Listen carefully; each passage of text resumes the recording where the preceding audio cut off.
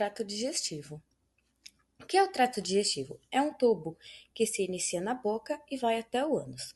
Ele é responsável pela nossa digestão, absorção de nutrientes e eliminação de resíduos. Quais são os principais órgãos do nosso trato digestivo?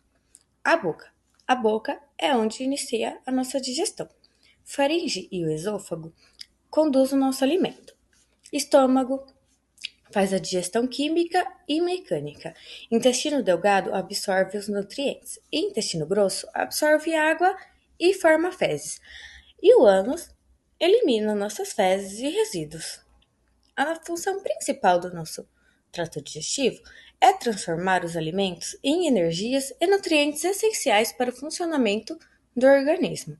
A sua importância é fundamental para a nutrição, crescimento, saúde e sobrevivência do nosso corpo. Nesse slide, nós podemos ver aonde inicia a boca, que temos a glândula sublingual, glândula parótida, e ele vai descendo pelo esôfago, chega ao estômago e vai fazendo o seu percurso, que está aqui nas nossas fotos. Dando continuidade agora então, vou falar sobre a cavidade oral, que é a nossa boca, que é a abertura do sistema digestório, que ela fica entre a faringe e os lábios, e tem a função de receber, triturar e umedecer o alimento. Também tem as funções importantes, que é na fala, na respiração e na percepção de sabores, com as papilas gustativas. Eu deixei uma foto aqui da nossa estrutura, da nossa cavidade oral, mas das principais áreas são lábios, bochechas, palato duro e o mole, e a língua, e também contém os dentes, que é muito importante para a nossa mastigação, as glândulas salivares. Aqui eu deixei algumas funções principais, que são mastigação, salivação, deglutição, fala e percepção de sabores.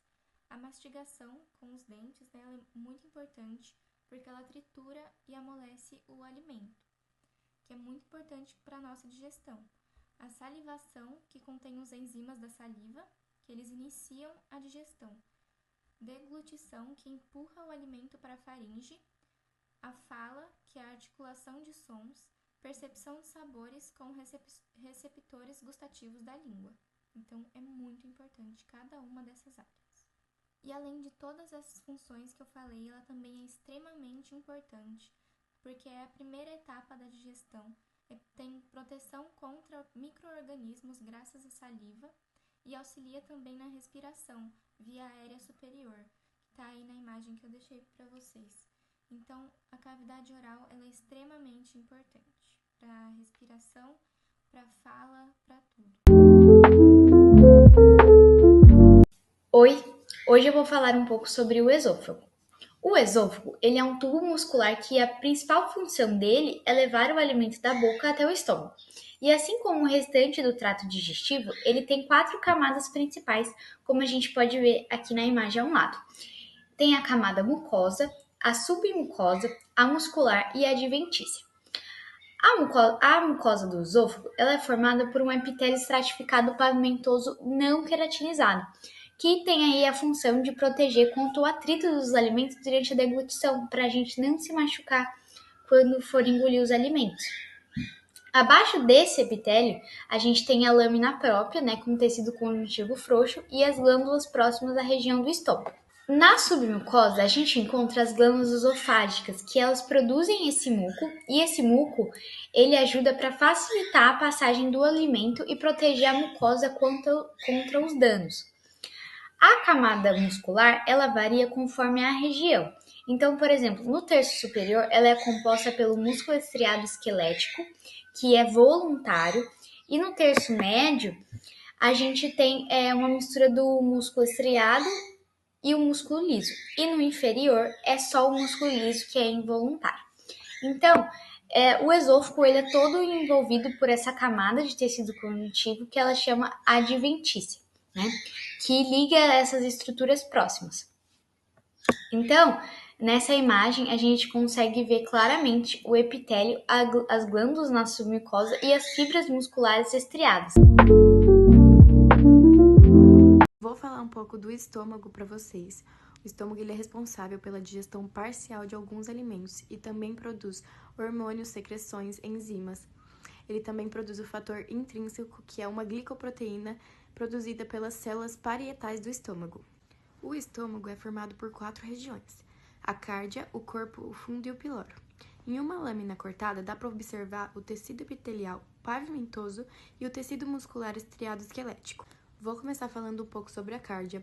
Ela é uma banda circular estreita que conecta o esôfago e o estômago, na parte inicial do estômago. E ela é super importante porque existe o esfíncter cardíaco, que permite que o conteúdo do estômago não volte para o esôfago, por exemplo, evitando o refluxo. A cárdia é revestida por células mucosas que protegem o estômago de ácidos e enzimas do suco gástrico. Agora eu vou falar um pouco sobre o fundo e o corpo, que são preenchidas por glândulas tubulares, que são o istmo, o colo e a base. O istmo tem células-tronco, células mucosas e células parietais. Já o colo tem as células-tronco, as mucosas do colo e as parietais. Já a base tem as células parietais, as imogênicas e as enteroendócrinas. As células-tronco têm uma elevada capacidade de mitose e elas são responsáveis por renovar o tecido epitelial gástrico. As células mucosas do colo são extremamente importantes em relação à saúde e proteção do estômago, evitando, por exemplo, úlceras e outras doenças gástricas. A parietal, por exemplo, é muito importante para a digestão e absorção da vitamina B12, por exemplo, e também para a prevenção de gastrite e anemia. Agora eu vou falar um pouco sobre o piloro, que é um anel muscular na junção do estômago com o duodeno, na primeira parte do intestino delgado. Ele é essencial para o processo digestivo porque ele funciona como uma válvula de passagem do conteúdo alimentar do estômago para o intestino. Então, ele contrai para manter o alimento dentro do estômago e relaxa para a passagem para o intestino. Vou falar para vocês sobre a estenose pilórica, que é uma obstrução no piloro causada pelo espessamento da musculatura e é mais causada em bebês e pode causar vômitos, desidratação e falta de crescimento. Então, o estômago tem um papel muito importante na digestão de alimentos, porque é ele que dá continuação à digestão quando o bolo alimentar passa do esôfago para o estômago. Agora a gente vai falar um pouquinho sobre o intestino delgado. Vocês sabiam que ele é o principal local onde acontece a digestão e a absorção dos nutrientes em que comemos? Ele é dividido em 3 partes, sendo o duodeno, o jejuno e o íleo. Cada uma dessas partes tem função importante e características próprias. E a estrutura do intestino delgado é feita de um jeito que aumenta muito a área de contato com os alimentos, facilitando a absorção deles. Isso acontece por causa das pregas circulares, da vilosidade e das microvilosidades, como se fossem dobras e pelinhos microscópicos que aumentam essa superfície. Agora vamos falar das principais camadas da parede do intestino delgado. Elas são a mucosa, é a camada mais interna. Ela é formada por um tipo de epitélio chamado simples cilíndrico, que tem célula chamada enterócitos. Essa célula tem microvilosidades que foram a chamada borda em escova, aumentando a absorção. Também encontramos outras células importantes aqui, como as células califormes, as células de Pennette e as células enteroendócrinas, que produzem hormônios e ajudam a controlar a digestão. E as células troncos, que renovam esse revestimento constantemente. Submucosa, fica abaixo da mucosa, no duodeno. Essa camada tem as glândulas de Brunner, que produzem um muco alcalino. Esse muco serve para neutralizar a acidez química que vem do estômago, protegendo a mucosa intestinal. Também temos a muscular, é formada por 2 camadas de músculo liso, uma interna circular e outra externa. Longitude. Esse músculo faz um movimento chamado peristálticos, que empurram o alimento ao longo do intestino. E por último temos a serosa. É a camada mais externa, ela é feita por tecido conjuntivo e o tipo do epitélio chamado simples pavimentoso. Vamos entender o que diferencia cada parte do intestino delgado. O duodeno é a primeira parte, sua principal característica é a presença de glândulas de Brunner. O jejuno é a parte do meio e tem mais velocidade e mais pregas circulares, o que mostra que é uma região com muita absorção de nutrientes. E por último, o hílio, que é a última parte e contém as placas de Peyer, que são conjuntos de células de defesa. Elas ajudam a proteger o organismo contra bactérias e outros agentes invasores. Oi, hoje eu vou falar sobre a estrutura histológica do intestino grosso. Ele é a parte final do tubo digestivo e é responsável principalmente pela absorção de água e formação das fezes. Ele é dividido em várias porções: o seco, o cólon, que tem parte ascendente, transverso, descendente e sigmoide, além do reto e do ânus. A parede do intestino grosso possui 4 camadas típicas do tubo digestivo: mucosa, submucosa, muscular, serosa ou adventícia. A mucosa do intestino grosso tem um epitélio colunar simples, com poucas microvilosidades e muitas células caliciformes que produzem muco para lubrificar o conteúdo intestinal. Nessas mucosas, encontramos as criptas de Limperkin, que são glândulas tubulares retas, profundas e sem vilosidades. Essas criptas contêm células absortivas, caliciformes, enteroendócrinas e células-tronco.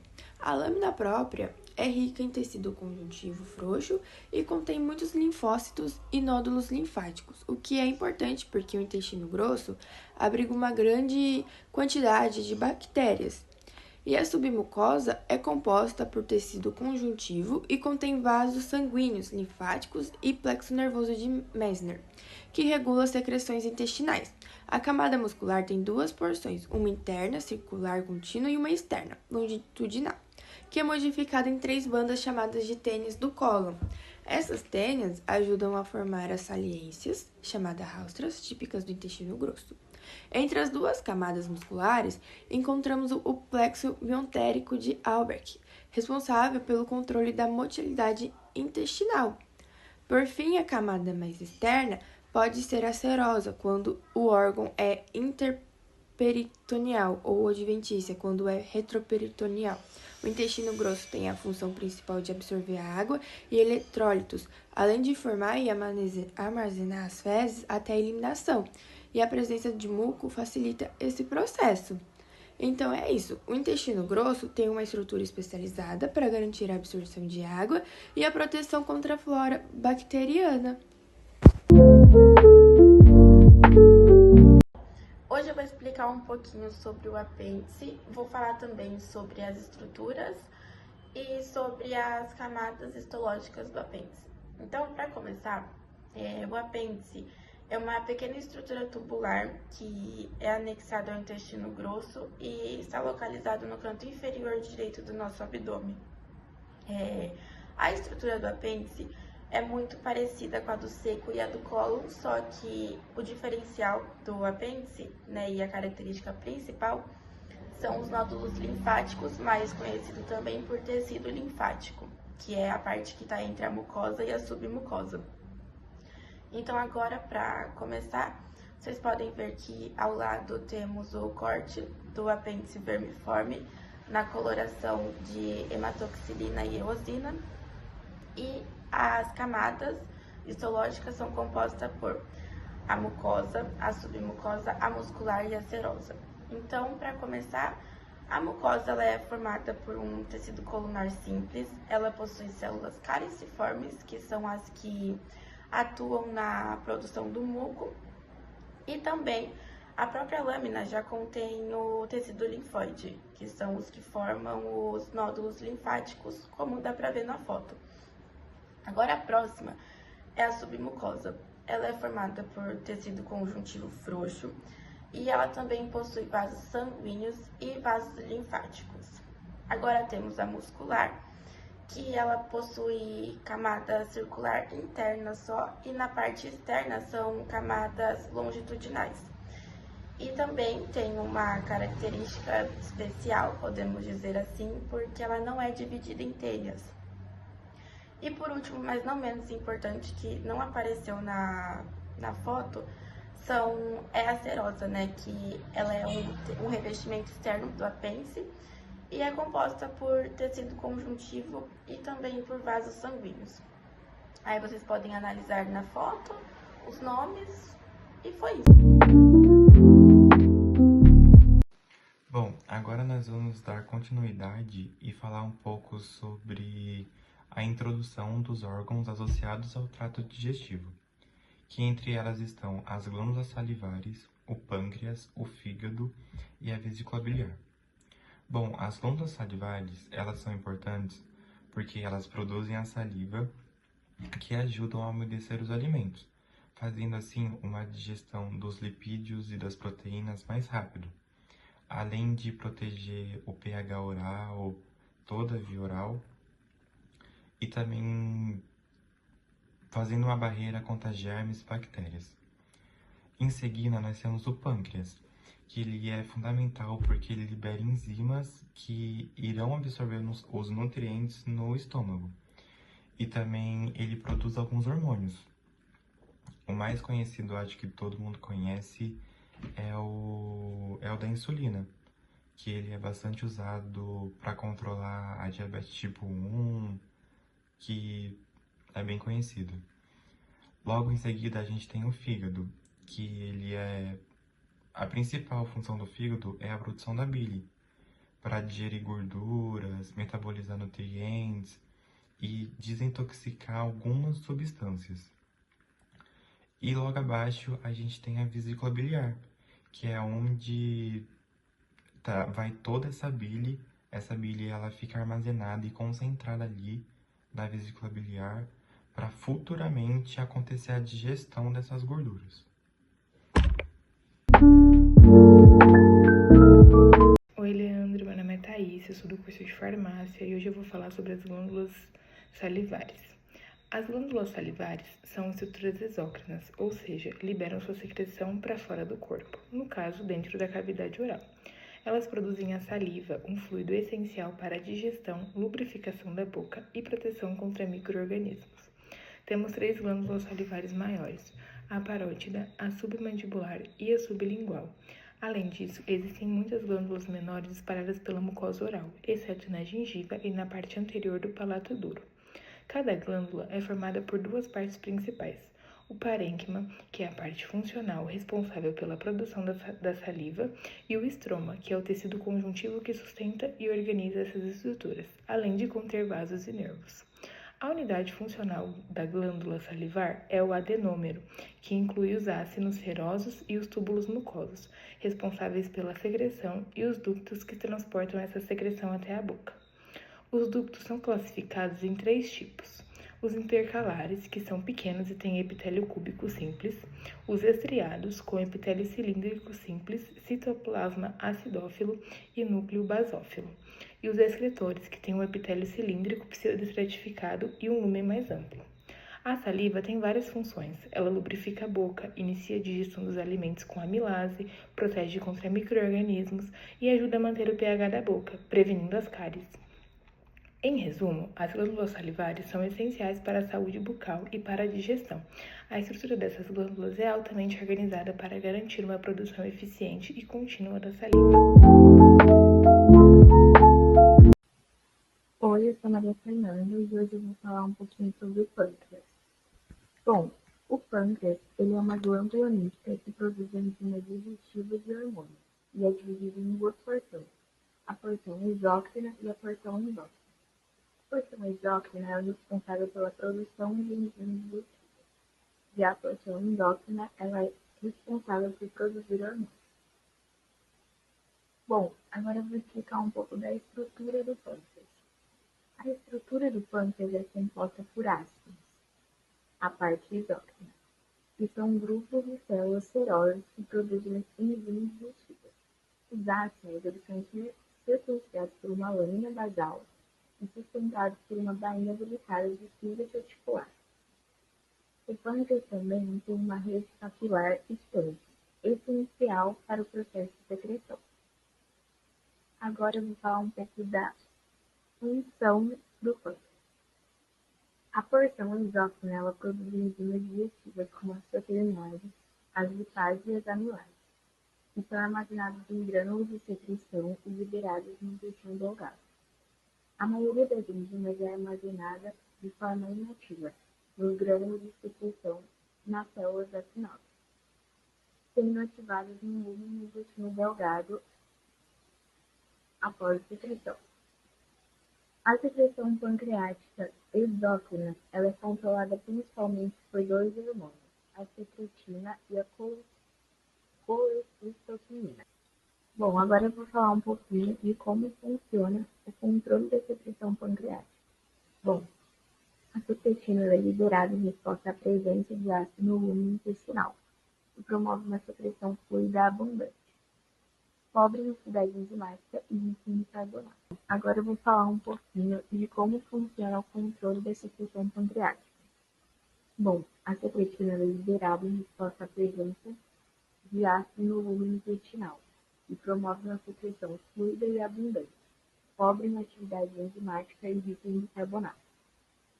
A colecistoquinina é liberada em resposta à presença de ácidos graxos de cadeia longa, ácido gástrico e alguns aminoácidos essenciais no lumen intestinal, e assim promove uma secreção pouco abundante e rica em enzimas.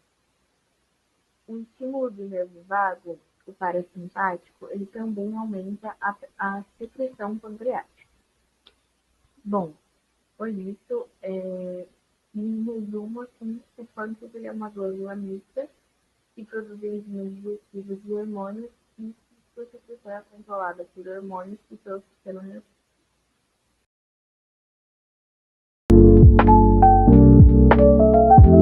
Olá, boa tarde. Meu nome é Karen, do curso de farmácia, e hoje eu vou falar dos órgãos mais multifuncionais e vitais do nosso corpo, o fígado.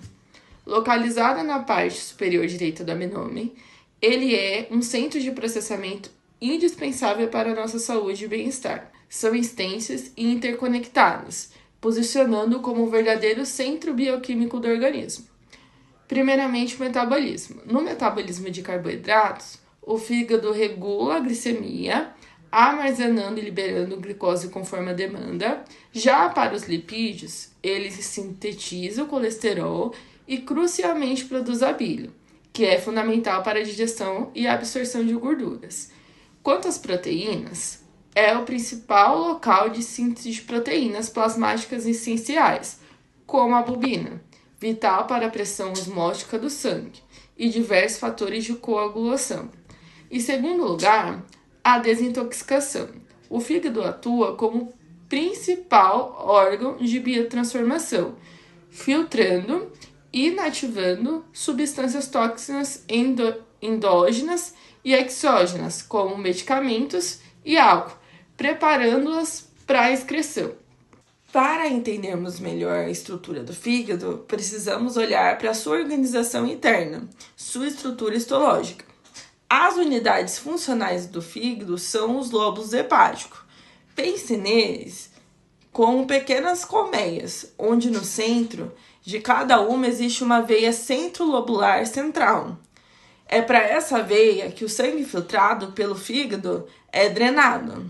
Os hepatócitos. Essas são as células principais do fígado, poliédricas, organizadas em cordões que se estendem radialmente dos lóbulos.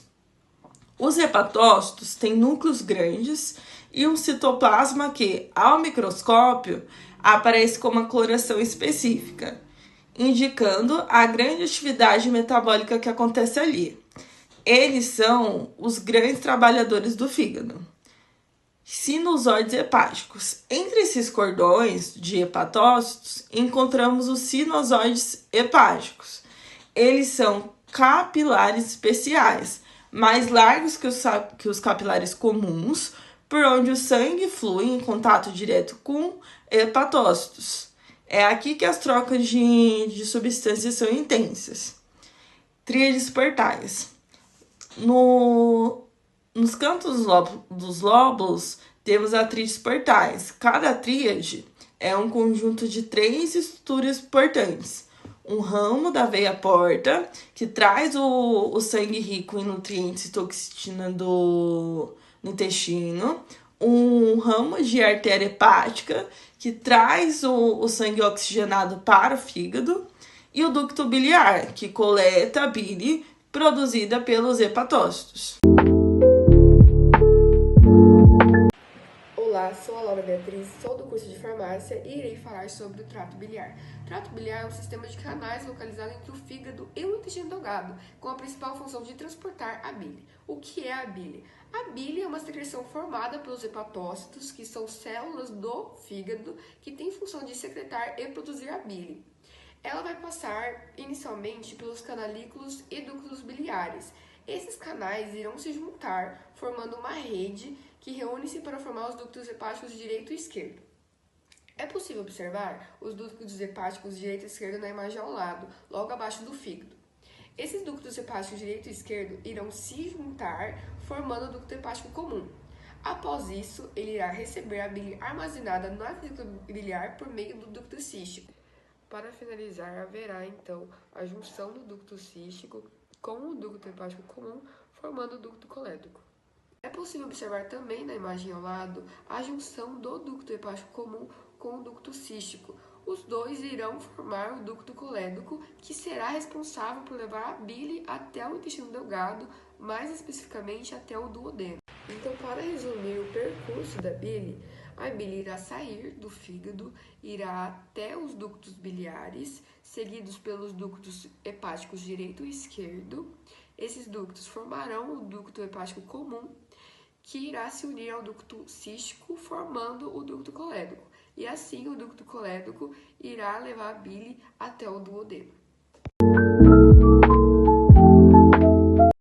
Eu vou explicar sobre a vesícula biliar. Um órgão pequeno, oco, que armazena a bile. Um fluido produzido no fígado, essencial para digerir as gorduras.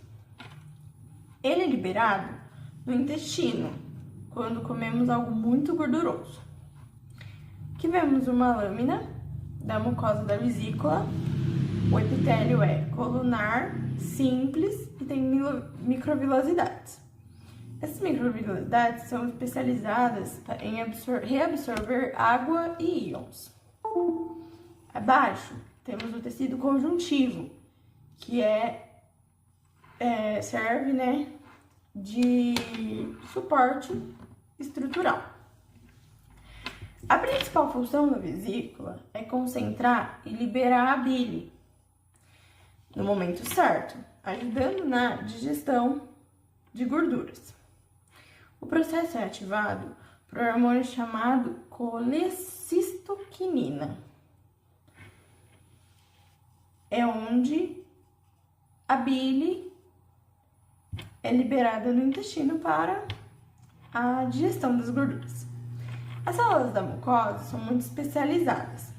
Elas usam energia para transportar íons de sódio e o cloro, que puxa a água para fora da bile, tornando mais concentrada e mais eficaz. Bom, para concluir, a vesícula biliar é muito importante no sistema digestório. Sua estrutura, histologicamente, é diretamente ligada à sua função. Ela atua de forma coordenada com o fígado, intestino e hormônios.